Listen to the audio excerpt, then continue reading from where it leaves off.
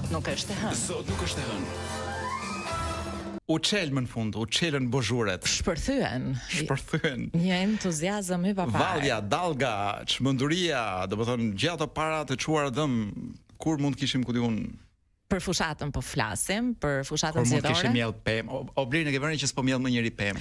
Fushatë është kjo pa mbjellje pemë. Ai që i mbjellte nuk është më. Jo, nuk, ai është. Po kam dëgjuar që po rrit një bulkth në Durrës, po. Dhe po ja thot të gjithë gjërat bulkthit. Në lidhje me javën e kaluar, gjëja që më ka bërë më shumë përshtypje, ishte një djalë, i ka të dy emrat, i ka Buçko, si më thon Arnold, si Schwarzeneggeri, edhe Rockaj si Rocky Balboa. Jo si Noc Roku. Jo, Noc Rokun, një nga gjërat simpatike që i mbaj mend që nga fëmijëria, ma vrau njëri, domethënë. E tha dhe ma vrau, ma thau atë deg. Pra unë nuk guxoj të flas më për Noc Rokun, sepse Noc Roku do të çon në një pelgaçe. Kështu që mos më fol më për Noc Rok. Po ky është Arnold Rokaj, një nga këta dy djem që u fut në emailet e prokurorëve të Spakut.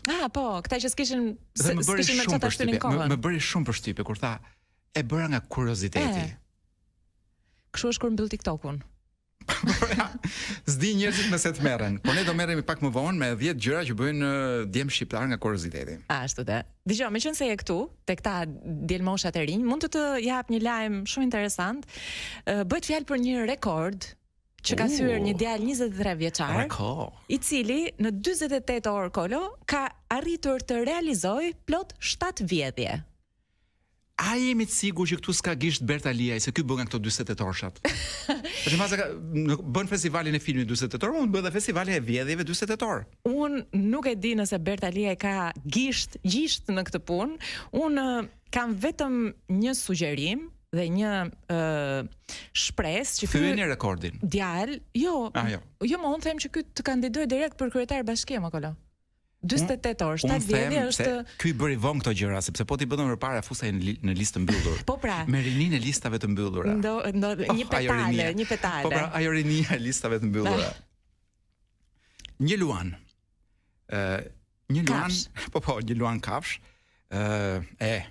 S'ka ngel me luajner vetëm bufa dhe minj vërdall. Ikën luajnerit nga Shqipëria, të vërtetët. Një luan është xhiruar në video, njëri e mban si masë shtëpie. Jo në Shqipëri. Jo në Shqipëri. Po ku e gjetë? Madje e ka xhiruar edhe e ka nxjerr.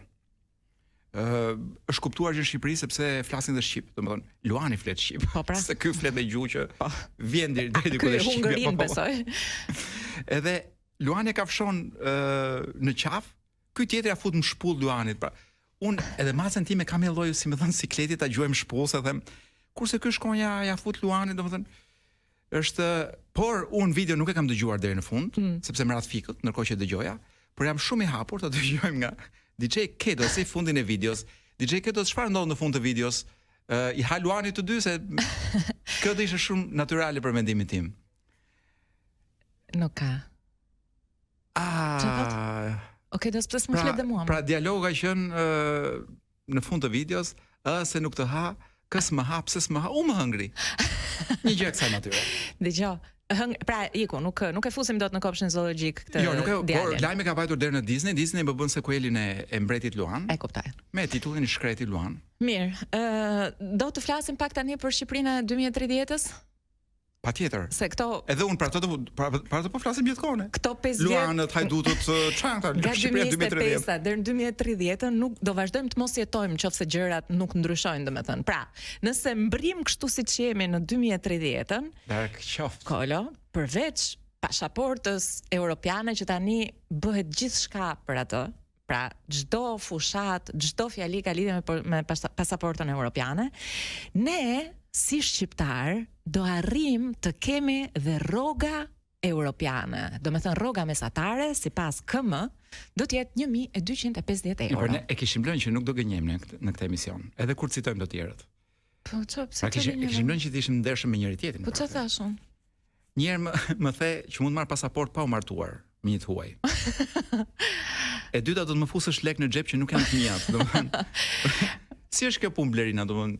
Dgjoj, kush të paguan për të thënë këto në emision? Unë entitete nuk pyes në këtë jetë. Pra i marr për të mirëqëna Zotin edhe kryeministrin ton. Nuk pyesun pra ti nëse beson në Zot, nuk pyet a ekziston Zoti. Kaq. Mjafton, mbaron. Po un kam kohë që pyes a ekziston kryeministri dhe nuk kam marrë një provë akoma, domethënë. Kur them kryeministri, do në pozicioni kryeministri që bën një gjë si funksion. Po, si punë publike. Të flas për Shqipërinë 2030? Ha. Uji ndotur në zonën e komunës Parisit.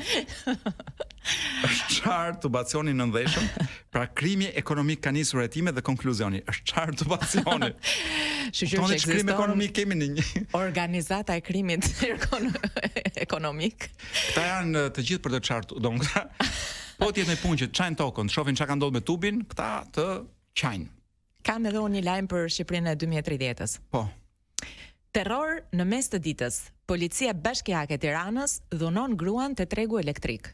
Pra ishte një nën që ishte duke shitur majdanoz, speca, pasalmonel. Mos ishte një nën që kish blerë sa majdanoz po çonte në shtëpi, ata nuk e bën dot dallimin. Jo, sepse ajo ishte ulur në shesh me ato çantë qeset dhe ata eran me shkelm. Po. Kështu. Europa na pret. Nxito. Don europiani brenda meje sapo bëri harakiri. Janë vjedhur pompat gjithmonë Shqipëria 2030. Janë vjedhur pompat e ujësjellësit në Fiers. Kam vënë Blerina mos vall gjithë nga që mendojnë që do marrin pra ndat 11 janë zgjedhë, ndat 15 do marrin atë pasaportën europiane. Mos vall gjithë po bëjnë gjërat e fundit para se të ikin nga Shqipëria. Shikosh kanë bërë këtë në Fiers. Kanë vjedhur pompat e ujësjellësit. Në Burg që kanë 3 raste me sida. Se si e kanë futur sidën në Burg nuk e di, po ndoshta me hallë, domethënë kur çojnë hallë nga familja i fusin kështu në dorë. Dikush fut celular, dikush futi pistolet, dikush fut edhe çiksit. Siç bëhet me gjithë sendet e tjera. Ç'të them? Ka marrë dhe flak autobusi i linjës Unazës saj, domethënë. Kjo është, unë mendoj që këta njerëz po përgatiten që 2 ditë pas zgjedhjeve të marrin atë pasaportë. Që na thaj 2 ditë. Mos më votoni mua që t'ju jap pasaportën. Po 2 ditë më mbrapa. Kështu që gjithë po i djegin të gjitha urat mbrapa. E fundit që kam unë për këtë seksion është, nuk e di nëse e ke dëgjuar se lajmet mbi fushatën zgjedhore dhe Shqipërinë e 2030-s kanë eklipsuar çdo ngjarje tjetër, por lajmi mirë Kolo është që 40 emigrantët e parë mbritën në Shëngjin.